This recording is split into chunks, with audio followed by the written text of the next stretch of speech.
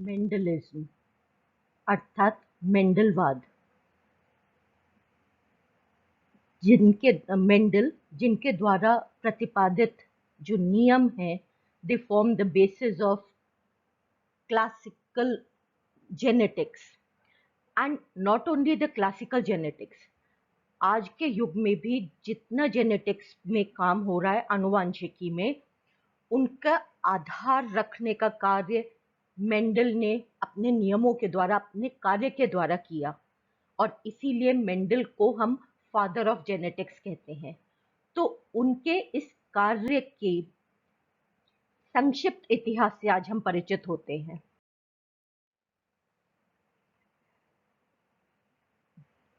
John Mendel जो एक geneticist थे, एक बायोलॉजिस्ट थे, वो एज अ साइंटिस्ट, वैसे he had a religious background. वो मॉन्स्ट्री में रहते थे और वहीं उन्होंने अपने सारे कार्य किए मटर पर। किंतु उनकी खासियत ये थी कि उन्होंने, he was the first systematic researcher in the field of genetics. एक क्रमबद्ध तरीके से एक पूरा एक्शन प्लान बना करके उन्होंने अपना कार्य किया। इसके अतिरिक्त he was the first person to lay the mathematical foundation of the science of genetics। एक प्रॉपर तरीके से उन्होंने जो उनके रिजल्ट्स थे उनको स्टैटिस्टिकली समझाया, और जिसके कारण उन्होंने मेंडलिज्म या मेंडेलियन इनहेरिटेंस का जो कंसेप्ट है वो प्रतिपादित करने में वो सफल रहे। ये जो मेंडेलियन जेनेटिक्स के कंसेप्ट हैं, they are basic to modern genetics, and इसीलिए उनको हम फादर ऑफ जेनेटिक्स कहते हैं। जो मेंडल हैं, उन्होंने अपना कार्य गार्डन पी पर किया, पाइसम सटाइवम पे। उनका इस एक्सपेरिमेंट के सफल होने का एक बहुत बड़ा कारण था कि उन्होंने अपना जो एक्सपेरिमेंटल मटेरियल है वो मटर जैसे एक पादप को चुना, क्योंकि यह एक एनुअल प्लांट है जिसकी लाइफ साइकिल एक साल में कंप्लीट हो सकती है, एक सीजन में। दूसरी चीज, इस पौधे में, दैट इज पाइसम सटाइवम में, कोई character, it is governed, it is controlled by a single gene separately. इसके बारे में हम आने वाले वीडियोस में बात करेंगे। इट वाज बाय चांस कि जो कैरेक्टर्स उन्होंने चुने वो सिंगल जीन द्वारा गवर्न थे, उनमें आपस में कोई इंटरैक्टिंग जीन्स नहीं थे। नेक्स्ट पॉइंट कि जो मटर का पादप है, हम जानते हैं फेबेसी कुल का है, तो पैपिलियोनेशियस कोरोला होने के कारण normally it is a self fertilized plant. किंतु यदि हम चाहें तो it has got a definite number of anthers, 9+1 arrangement. तो उनका इमैस्कुलेशन और पॉलिनेशन अर्थात हाइब्रिडाइजेशन की प्रक्रिया, आर्टिफिशियल क्रॉस पॉलिनेशन, वो भी संभव है। मेंडल ने अपने एक्सपेरिमेंट्स के लिए जो मटर के पादप का चुनाव किया, उस मटर के पादप में there are many characters of a plant.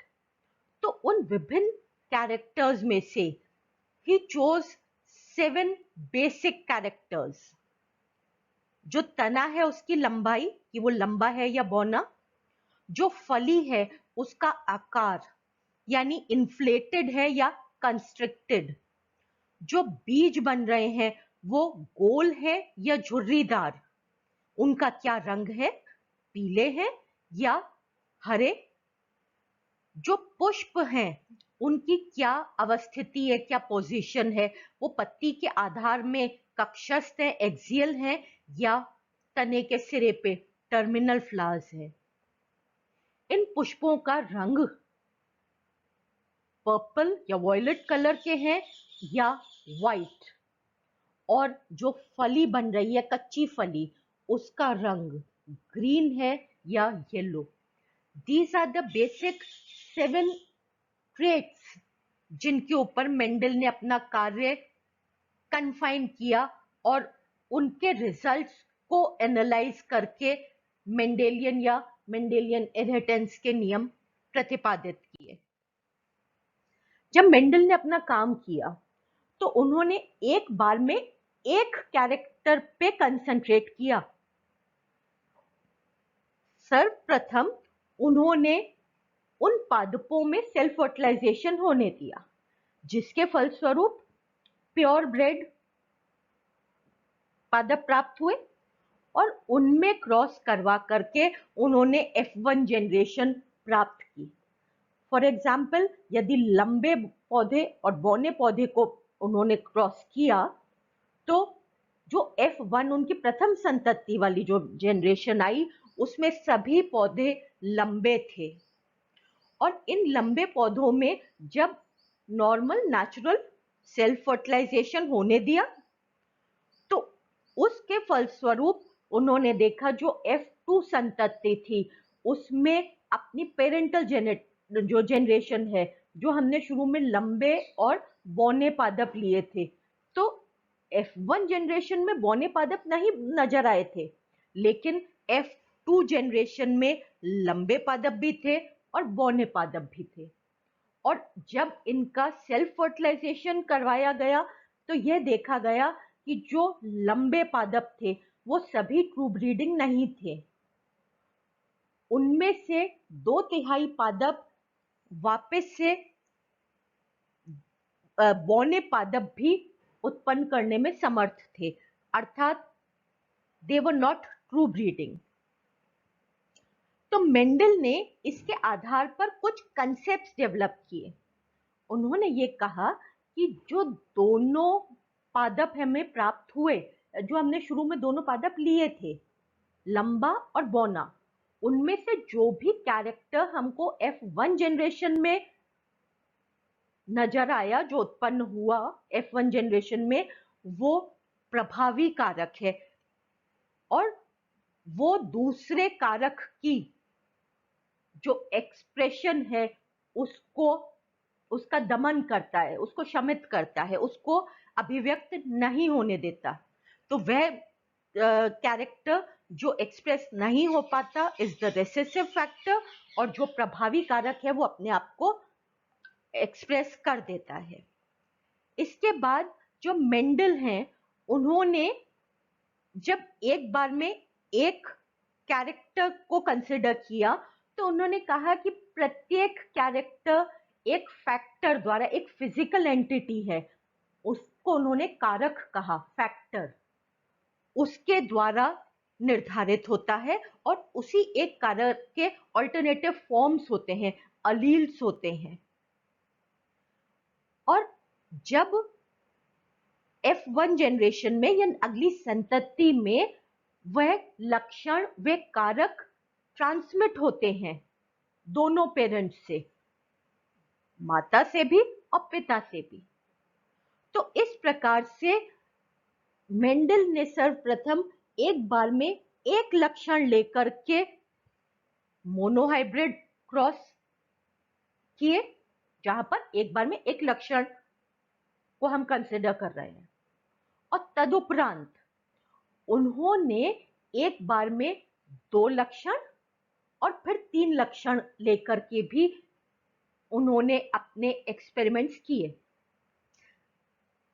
तो जहां 2 लक्षण लिए वो डाइहाइब्रिड क्रॉस, और इन मोनोहाइब्रिड और डाइहाइब्रिड क्रॉसेस के आधार पर उन्होंने 2 नियम प्रतिपादित किए, प्रिंसिपल ऑफ सेग्रीगेशन और प्रिंसिपल ऑफ इंडिपेंडेंट असॉर्टमेंट, अर्थात स्वतंत्र अपव्यूहन का नियम और पृथक्करण का नियम।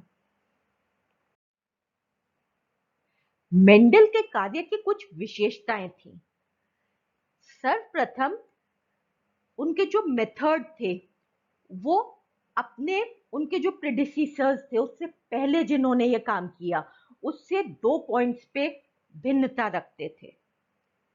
पहला, उन्होंने एक बार में उन्होंने संपूर्ण पादप को नहीं कंसिडर किया कि पूरा पादप कैसे दिखता है। उन्होंने एक पर्टिकुलर लक्षण पे कंसंट्रेट किया जिसको हम सहजता से देख सकते थे और जिसके कॉन्ट्रास्टिंग कैरेक्टर पॉपुलेशन में उपलब्ध थे। और दूसरा, उन्होंने बहुत मेहनत से, he was a very diligent person, तो उन्होंने प्रत्येक संतति के नंबर्स, काउंट को रखा कि कितने बोए गए बीज और उनमें से कितने लंबे हैं, कितने बौने हैं, and so on from generation to generation. तो उनका ये जो क्वांटिटेटिव डेटा था, दैट प्रोवाइडेड प्रॉपर बेसिस जिसके आधार पर उन्होंने इनहेरिटेंस के नियमों को प्रतिपादित करने में वो सक्षम हुए। और अपने इन्हीं एक्सपेरिमेंट, सीरीज ऑफ एक्सपेरिमेंट, एक बार नहीं कई सालों तक उन्होंने विभिन्न कैरेक्टर्स को लेकर के ये अपना डेटा इकट्ठा किया और उनसे उन्होंने इन्फ्रेंस निकाले in the form of the concept of dominance, in the form of the principle of independent assortment and the principle of segregation of gametes. और उनको उन्होंने 2 सेपरेट लेक्चर्स में 1865 में अपने रिजल्ट्स को दुनिया के सामने लाए। नेशनल साइंस सोसाइटी में उनका पेपर था एक्सपेरिमेंट्स ऑन प्लांट हाइब्रिड्स, जो पब्लिश हुआ था इस सोसाइटी के जर्नल में। लेकिन उनके इस काम को, उनके इस जो डेटा था, उनका जो ये पेपर था, उसको अधिक मान्यता नहीं मिली। मान्यता नहीं मिलने का बहुत बड़ा कारण था कि वो उस समय जो एग्जिस्टिंग रूल्स थे, एग्जिस्टिंग जो चल रहा था एक कंसेप्ट, उससे भिन्न थे। और उस समय के जो एक साइंटिस्ट थे नगेली, उन्होंने उनके काम को सपोर्ट नहीं किया। तो उस समय जेनेटिक्स के या हाइब्रिड्स के मामले में he was the biologist, Nageli was the biologist जिनकी बात को मान्यता प्राप्त थी। पर फिर भी Mendel ultimately he was successful, क्योंकि उसके कारण क्या है? First, he followed individual characters, जो हम बात कर चुके हैं। he applied mathematics and statistics to biology, और साथ में उन्होंने लॉ ऑफ प्रोबेबिलिटी को भी कंसिडर किया अपने ब्रीडिंग एक्सपेरिमेंट्स में। उन्होंने एक वैज्ञानिक पद्धति से, एक चरणबद्ध तरीके से एक्यूरेटली और डिटेल्ड रिकॉर्ड्स रखे, अपने एक्सपेरिमेंट सेट किए। और उसके अतिरिक्त उन्होंने जो लक्षणों का चुनाव किया, उनमें सुस्पष्ट कॉन्ट्रास्टिंग कैरेक्टर्स थे वे। इसके अतिरिक्त उन्होंने जो शुरू में पेरेंट्स लिए, दे वर प्योर ब्लीडिंग लाइंस, और उसकी प्योरिटी उन्होंने टेस्ट की by self crossing the progeny for many generations. तो इन कारणों से मेंडल को वह सफलता मिली जो उनके पहले इस पॉइंट पे काम करने वाले साइंटिस्ट को नहीं मिल पाई थी। 35 वर्ष तक मेंडल के कार्य को किसी ने ध्यान ही नहीं दिया, इट वॉज इग्नोर्ड। पहला, जैसा कि अभी अपन ने बात करी थी कि जो नगेली हैं, उन्होंने वे समझ नहीं पाए मेंडल के कार्य को, क्योंकि उस समय प्रिवेलिंग जो कंसेप्ट थी, जो स्टैंडर्ड ऑफ नॉलेज था, वो मेंडल के कार्य को समझाने में सक्षम नहीं था। और दूसरा, जिस समय उनका यह कार्य पब्लिश हुआ, उस समय कोशिका के बारे में भी बहुत कम पता था, और कोशिका विभाजन या समसूत्री हो चाहे अर्धसूत्री हो, उसके बारे में तो कुछ भी नहीं पता था। तो मेंडल ने अपने समय में उन पहलुओं पे बात करी, उन पहलुओं पे उन्होंने इन्फर किया जिसके बारे में कोई एक्सपेरिमेंटल, कोई ठोस सबूत नहीं थे साइंटिफिक वर्ल्ड के पास। पर 1900 में 3 बोटैनिस्ट्स ह्यूगो डेवरीज, कोरेंस और शेमार्क।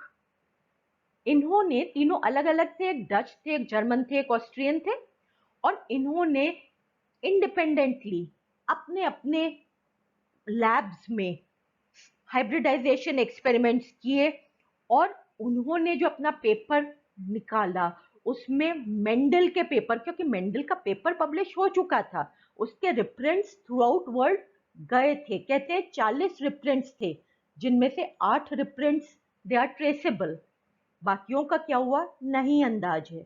पर किस्मत से इन तीनों ने मेंडल के कार्य को, मेंडल के पेपर को अपने कार्य में रेफर किया, और इस प्रकार से मेंडल को उनका ड्यू श्रेय मिल गया। इसके बाद जब जॉनसन ने जीन्स प्रतिपादित किया 1909 में, तो यह स्पष्ट हो गया कि जो मेंडल के कैरेक्टर्स, फैक्टर्स थे, कारक थे, या डिटर्मिनेंट्स जिनको कहा गया था, वो वास्तव में जीन्स हैं। और आगे चल करके जब जीन कंसेप्ट डेवलप हुआ, मॉर्गन ने यह देखा, यह प्रतिपादित किया कि ये जो जीन्स हैं ये एक मोतियों के माला, एक श्रृंखला में क्रोमोसोम्स पर अवस्थित होते हैं। तो इस प्रकार से ओवर द इयर्स ग्रेजुअली 30 से 45 वर्षों में मेंडल के कार्य के बाद यह देखा गया कि yes, his work was of substance, और जो आज तक हमारे जेनेटिक्स का आधार बना हुआ है। तो अब मेंडल के क्या नियम थे और उनके एक्सपेरिमेंट से किस प्रकार से वो नियमों को समझाया उन्होंने, उसके बारे में हम बात करेंगे अगले ट्यूटोरियल में, in which we will consider the Mendelian inheritance and the principles of genetics.